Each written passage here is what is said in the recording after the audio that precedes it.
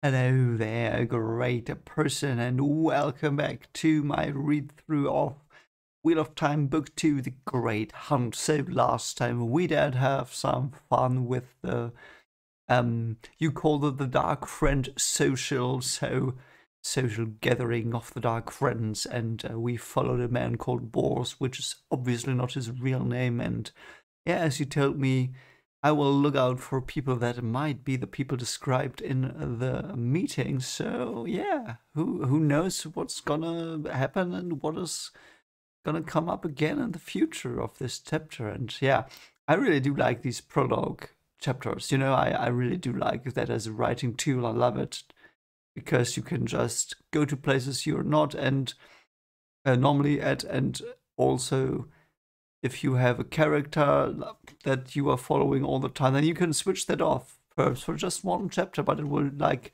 enrich the world. I really do like that. And yeah, now we will start with chapter 1. And it's got the wheel interwoven with the Ouroboros sign, and it is called The Flame of Tarvalon. So we might go to Tarvalon finally after, yeah, it was hyped up one whole book long and we saw it in the show. It was great in the show, and let's just see who we will follow there.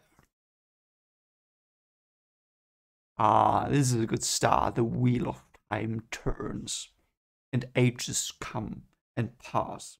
Yeah, and the stuff we know. I really do like that. It's like repeating a bit from the first book. I think it's the same. I was checking if it was the same as the first books. Let me actually check it. Ah, that is great. Ah, I see, I see. See, yeah, it's the same passage, but one thing has changed, and I just checked it. It's the mountains of Doom, where the mist now, where the wind now comes from. And in the last book, it was the mountains of mist. So where are the mountains of Doom? I don't. Oh yeah, from the north. Okay, that kind of makes sense because the Dark One's there, I guess. Yeah. Okay. So it's basically recapping a bit of what we knew. Yeah, winter's gone, and the winds of winter have passed, and our dream of spring will be fulfilled. Even though there will never be books that will do that. So yeah, sorry for the dig. You know what I mean. Ah, yeah. So we are at Faldara. And Rand is at Faldara, and we see Rand.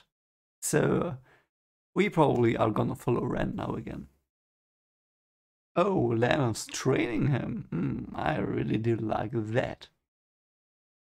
Yeah, so his fighting style, Lan's fighting style is described a bit more, and it's like floating and flowing.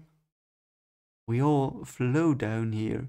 But yeah, but he really seems to be, it either means he's very, very, very in sync with his fighting style, or it might also mean that this is like this watery fighting style, and it's not just his movements. You know what I mean? It's I really do like that. Yeah.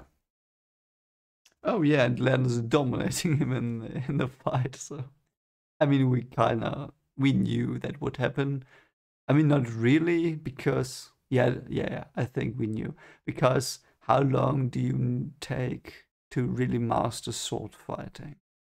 And I don't think Rand has mastered it, but even if he does have mastered it, Lan does it far longer, so he'll probably never beat him. At least not until a year has passed since last time, but it has not, because spring is just arriving now.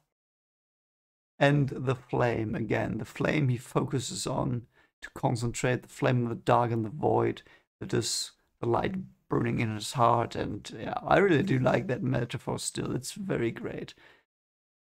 Yeah, okay. So, yeah, Len is just dominating him. I mean, yeah, that's what I guessed.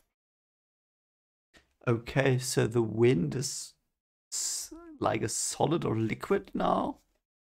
That's very weird. Yeah, and Len's just like, what did you do, mate? Oh, okay, so yeah. So and now Ren tells him, yeah, it was the wind. It pushed me like a brick wall. Wanted me to be destroyed by your sword. Strange things can happen this close to the Blight. I mean, that's not very reassuring now, isn't it? Okay, so it's a month. A month has passed since the last book. Yeah, and we are retreading these thoughts again, like, who am I? Who's my father? Yeah. I mean, those are good thoughts. Yeah, Len, my boy, is saying it, or my man is saying it exactly as it is.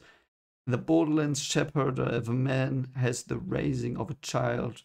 That child is his, and none can say different. Yeah. That blade is rare even among Heron mark swords. So there are different tiers of Heron marks? Okay. So is it like the best of the Heron mark swords? Okay, so the reason why he doesn't want to sell it is because he wants to stay close to his father. That's very, very nice. That's very sweet of him. Oh, we will get lore of about Heron mark swords. That's good. Yeah, okay, so Len has a sword too, and it's the sword of the King of Mercure. Oh, yeah. Now we get lore. Some weapons used the one power things that could destroy an entire city in one blow. Is he talking about the horn? Okay, and they were lost those things, and they their construction plans were like also lost. Okay, I get it. Okay, and here it says there were simpler weapons too for those who would face Murdral and whose things and worse things the Dreadlords made. So yeah, another hint that there is something else than Murdral and Drakkar. Wow, yeah. So there are weapons that are created by magic or the one power. And those weapons don't break, they are eternally sharp and stuff like that. That's very cool. With more dead unburied than there were alive. Wow. Wow. Okay, so it really was a very, very, very gruesome time. Yeah. I mean, we knew that, but this again, it's like, wow, more people dead than alive after the breaking. Okay, and then after that was done, the Aesir said, no, we're not going to build weapons again because weapons are obviously used to kill. Okay, yeah, so the Heron Blaze is a blade created by Aesir. I like that new information. Wow, that one sheep herder, that one could tell a tale of 3,000 years and more. That's so epic. That is, oh, I love it. I love it. That's, wow. That is great. Yeah. Also, I really like that there are other Heron swords that are like man-made and not power-made. And yeah, wow, I like that addition already to the plot. That's, wow. I really do love that. Okay. Oh, wow. This is such a densely packed chapter already. And now Lan is trying to understand why he hasn't left. And he says, I could make you a Blade Master in 5 years. 5 years, yeah, that's about right. That sounds right. And Rand apparently is a good learner, quick learner. As it is, you will not stab yourself on the foot. That's something. Okay, so his reason is, at least on the surface, Matt and Perrin are still here. I get that. Yeah, and he says because he might never see them again, or years down the line when you have lived. What did the Black March say in Tower of God? What was it? You will have lived some time without them, and they will have changed. Yeah, that's a very problematic thing. Perhaps he might meet people he doesn't know anymore. Yeah, and Nynaeve and Egwene are still weird. So Nynaeve seems to be like not knowing what to do with Rand. Like she's trying to protect him, but also is afraid of him. Yeah, it's very weird. Yeah, it's really weighing heavily on him. I think it's not just the surface, it's really his reason, because his friends are here. Yeah, and yeah, that's what I guessed as well. So now it's not explicitly stated, but Len is now talking about love, like, we'll probably go with you, love is an old thing, and he's really Like, he seems to be really, really suffering from not being able to be with Nynaeve, I guess. That's, yeah. Yeah, he wants to protect her.